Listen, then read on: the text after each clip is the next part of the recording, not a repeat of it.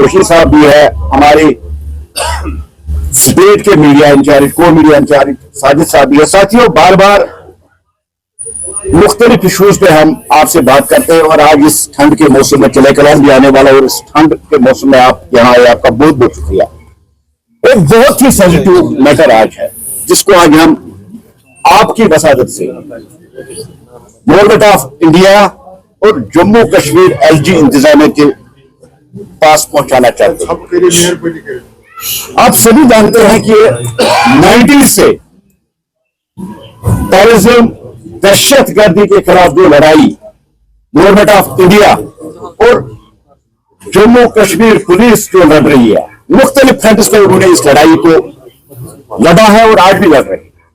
एक तो terrorism, narco terrorism, white collar terrorists, जो हाल ही में आपने देखा कि डॉक्टर्स का एक मॉड्यूल भी सामने आ गया है, और जो मुख्तलिफ कैटेगरी, मुख्तलिफ शेप जो इस टेररिज्म की है, उस पर गवर्नमेंट बहुत तेजी के साथ काम कर रही है। और आप देख रहे हैं कि एनआईए, एसआई रेड्स कर रहे हैं और जहां जहां दहशत गर्दी के लिंक्स है उन लिंक्स को एक्सपोज करके उनको अंजाम तक पहुंचाते हैं। लेकिन एक और सेक्टर रहता है जिसमें अभी गवर्नमेंट को बहुत कुछ करने की जरूरत है। वो है हमारे जो यहां एनजीओ चलते हैं या सोसाइटीज चलते हैं या इंस्टीट्यूशन चलते हैं या ट्रस्ट चलते हैं। जो एनजीओ, ट्रस्ट या इंस्टीट्यूशन जो डायरेक्टली टेरर फंड हासिल करते हैं और टेररिस्टों तक पहुंचाते हैं और टेररिस्ट एक्टिविटीज को सपोर्ट करते हैं। एक आंकड़े के मुताबिक जहां हम देखते हैं जम्मू कश्मीर में इस वक्त रश जितने भी एनजीओ है, टोटल उनकी तादाद 16,000 है।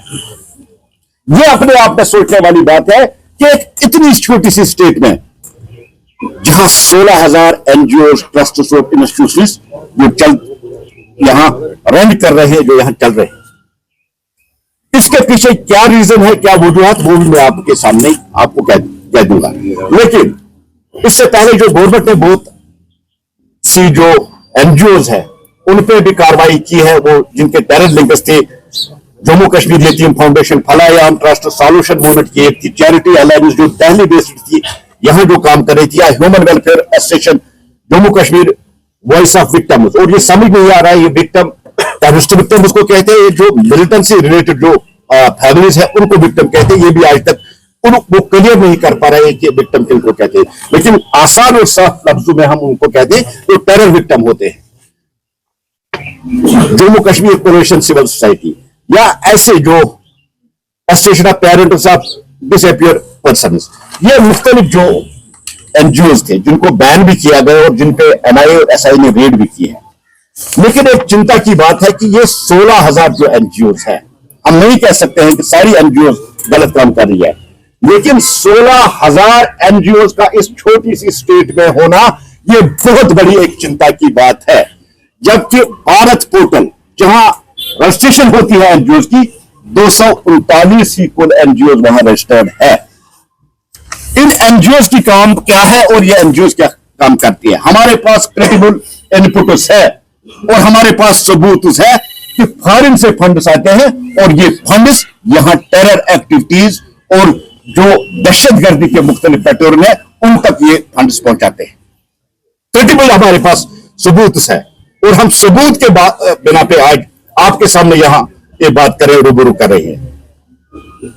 जिस तरह से गवर्नमेंट ने इन एनजीओ पे एक्शन की है जिनके साथ टेरर लिंक्स है, बहुत गहराई तक जाने की जरूरत है कि इन 16,000 एनजीओ में देखने की जरूरत है कि इनकी फंडिंग किस किस कंट्री से आती है, कहां से आती है और आज तक कितनी फंडिंग हुई है, और ये फंडिंग जो है इन्होंने की कहां कहां इन्होंने टेररिस्टों के लिए इस्तेमाल की है, कहां कहां इन्होंने टेररिस्ट बनाए, कहां कहां इन्होंने टेररिस्टों को सपोर्ट किया, कहां कहां टेररिस्ट को वेपन और एमुनेशन हासिल करने के लिए इन्होंने फंडिंग की है। इस विषय पे आज हम आपके साथ बात यहां कर रहे हैं। एक और चिंता की बात है, देखिए इसके मुख्तलिफ पैटर्न है। एक तो जो फॉरेन फंडिंग यहां होती है उसको देखने की जरूरत है।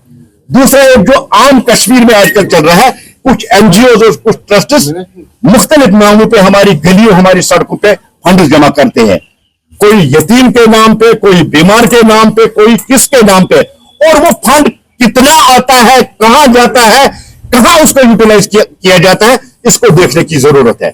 हम हरगिज नहीं कह सकते कि सारी एनजीओ गलत है, ठीक भी हो सकते हैं, लेकिन मैक्सिमम जो तादाद इन एनजीओ की है वो मुलव्वस है टेरर एक्टिविटीज में, और उनको फॉरेन फंडिंग होती है।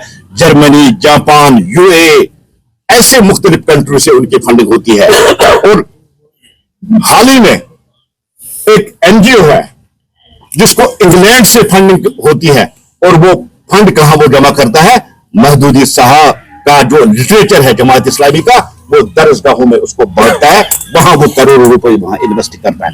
ऐसे ही बहुत से सबूत हमारे पास है कि जो ये एनजीओज है, ये सिर्फ जम्मू कश्मीर को दहलाने, जम्मू कश्मीर में टेररिज्म को रिवाइव करने और जम्मू कश्मीर में टेररिज्म को बढ़ाने देने के लिए ये जो फंडिंग इनको फॉरेन कंट्री से होती है, गल्फ से होती है, फॉरेन कंट्री से होती है, पाकिस्तान से होती है, मुख्तलिफ कंट्री से होती है, या खुद जो है जमा करते हैं, एक ही कारण और एक ही मकसद उनके पीछे है कि जम्मू कश्मीर में फिर एक बार टेररिज्म को रिवाइव किया जाए, यहां टेररिज्म को बढ़ाया जाए।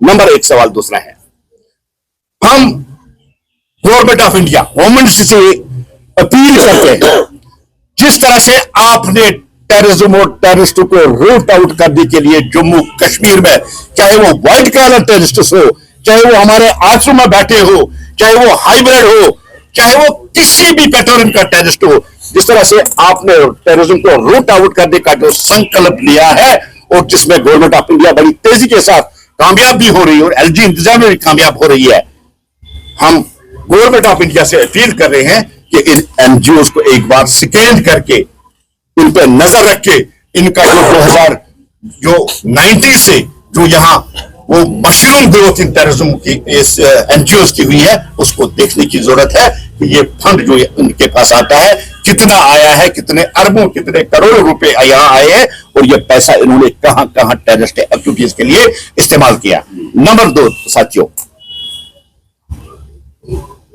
जहां हम रजिस्टर्ड एनजीओ की बात कर रहे हैं, टोटल 239 है, 239 आउट ऑफ 16,000। ये एक चिंता की बात है,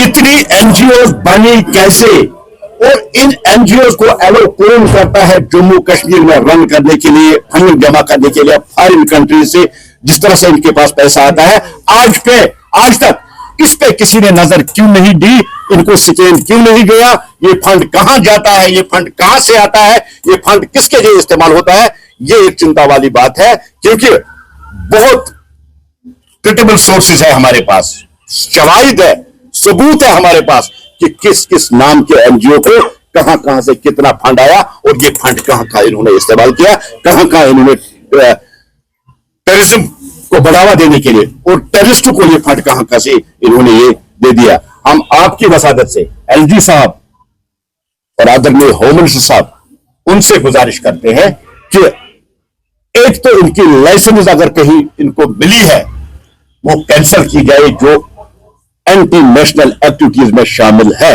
उनकी लाइसेंस और उनका जो हिसाब है उनको हिसाब लिया जाए। अगर इनके पास लाइसेंस नहीं है तो इनको कैसे यहां जम्मू कश्मीर में आप रन करने दे रहे हैं, ये हम आपसे अपील करते हैं कि ऐसे जो 16,000 एनजीओ जो जम्मू कश्मीर में इस वक्त रन कर रही है, इनको बंद कर दीजिए। जम्मू कश्मीर में अगर आपको टेररिज्म का खात्मा करना है, अगर रूट आउट करना है, अगर आपको दहशत गर्दी खत्म करनी है, दफन करना है दहशत गर्दी को, तो सबसे पहले आपको इन दहशत गर्दों के सपोर्टर्स और इन दहशत गर्द के फंडिंग करने वालों को आपको खत्म करना होगा। और एक मुसलमान की हैसियत से अगर मैं बात करूं, नीतीश कुमार क्या कौन है, 6 बार बिहार के वजीर आला रह चुके हैं और 6 बार उन्होंने वहां जीता। विकास पुरुष उसको कहते हैं, जिन्होंने बिहार से जंगल राज खत्म कर दिया। अब अगर कल एक बेटी आती है उसके पास सर्टिफिकेट लेने के लिए, तो वो थोड़ा सा नकाब उसको हटाते हैं और वो उसका चेहरा देखना चाहते कि ये बेटी मुझसे सर्टिफिकेट लेती है, तो उसमें कौन सा एतराज है? नंबर एक। नंबर 2, जो इसकी वकालत करते हैं कि नकाब क्यों हटाए, खुले बाल लेके मीडिया के सामने आना और उसके बाद नकाब की वकालत करना। पहले वो नकाब करे तब वो नकाब की बात मीडिया के सामने करें। मुसलमान सीएम होते और एक हिंदू लड़की होती, मुसलमान सीएम उनका घूंघट हटाते तो हम नहीं कहते, उस टाइम नहीं कह सकते, सारे कहेंगे कि हरासमेंट कुछ नहीं है। मैंने कहा उसके दादा की उम्र के हैं नीतीश कुमार, और जो पार्टियां वहां सपोर्ट कर इसको अपोज करें, उनमें कांग्रेस, और कांग्रेस की हैसियत क्या रही इसमें बिहार इलेक्शन में? आप कभी बोलेरो गाड़ी में चढ़े हैं? उसमें सफर किया है? 6 लोग आते हैं, वो बोलेरो गाड़ी का स्ट्रक्चर रहा है कांग्रेस का, जो उसका अपोज कर रही है। पहले वो अपना नकाब लगा दे, खुले बाल छोड़ के मीडिया के सामने आना बंद करे, तब नकाब की वकालत करे। मैंने यही बात की थी, मैं तब नकाब की वकालत करूंगा जब मैं खुद टोपी और कमीज पहन ने इसमें रिएक्शन दिया। उन्होंने कहा कि बिहार के चीफ मिनिस्टर जो अपने सेक्युलर अप्रोच के लिए जाने जाते थे, लेकिन धीरे धीरे अब असलियत सामने आ रही है, दिमागी तवज्जुन खो बैठे हैं। देखिए, सेक्युलर अप्रोच किसको कहते हैं? हिंदू मुसलमान सबको। अगर एक दादा अपनी पोती का चेहरा देखना चाहते तो इसमें इसमें सेक्युलरिज्म को कौन सा खतरा है? इसमें मुझे बताइए, सेक्युलरिज्म को कौन सा खतरा? अगर एक दादा एक पोती का चेहरा देखना चाहता है थोड़ा सा, इसमें मुझे बताइए। और ये पब्लिकली है, एक रूम में, खाली एक रूम में ये वो बच्ची और नीतीश कुमार नहीं बैठे थे, ये पब्लिकली फंक्शन थी जहां वो सर्टिफिकेट बांट रहा था। ये उनकी दिमाग, ये जो लोग, आप मुझे बताइए, जो लोग इसको अपोज करें, इनकी गंदी ज़हनियत है, उनका गंदा जहन है जो इसको दूसरा एंगल देना चाहते हैं। क्योंकि यहाँ पर 2023 में खुर्रम परवेज को अरेस्ट किया गया था, उसके बाद मिनी ऑर्गेनाइजेशन केम हियर और उन्होंने बताया था कि दैट वाज टोटली फैब्रिकेटेड। नहीं, तो दूसरा ये कि ये भी तब कहा गया था क्योंकि ये यहाँ पर ह्यूमन राइट्स वायलेशन को सामने ला रहा था, इसलिए वो खुर्रम परवेज कौन था? तो आपको लगता है? मुझे बताइए, मुझे नाम से कौन था खुर्रम परवेज? मैं बताता हूँ खुर्रम परवेज की आपको क्या लगता है आपको कि कुछ ऐसे भी एनजीओज हैं जो इस तरह के काम करते हैं, उनको इस तरह के काम? देखिए, ह्यूमन राइट्स के नाम पे, मुख्तलिफ नामों पे दहशत गर्दी को बढ़ावा देना, उसका मतलब ये नहीं कि ह्यूमन राइट्स नाम पे आप यहाँ आतंकवाद और दहशत गर्दी को सपोर्ट करेंगे और आपको बख्शा जाएगा। नहीं, खुर्रम परवेज डायरेक्टली इन्वॉल्व था दहशत गर्दों को फंडिंग करने में और दहशत गर्दों को सपोर्ट करने में। आप नकाब और टोपी की वकालत करते हैं, पहले खुद टोपी पहन के आए, इस्लाम यही सिखाता है। आंसू सरसम को किसी ने सवाल किया था कि 3 बार वो गया कि मैं खांड खा रहा हूं, मैं छोटा चाहता हूं। 4थी बार जब वो गए तब उन्होंने उसको कहा कि अब मैंने छोड़ दिया, अब मैं आपको कहूंगा छोड़ दो। आप अगर नकाब की वकालत करते हैं तो आप पहले नकाब पहनो, क्योंकि आप भी मुसलमान है, और ये मुसलमानों का ठेकेदार बनना बंद कर दो। नीतीश कुमार जैसा सेक्युलर लीडर कोई नहीं है, इसलिए मैंने कहा कि 6 बार सीएम बने और कांग्रेस का स्ट्रक्चर उन्होंने बोलेरो गाड़ी का कहा बाहर रखा है। अगर नीतीश कुमार अनसेक्युलर होते, मुसलमानों के खिलाफ होते, तो इतनी भारी बहुमत के साथ वहां वो दोबारा सीएम नहीं बनते।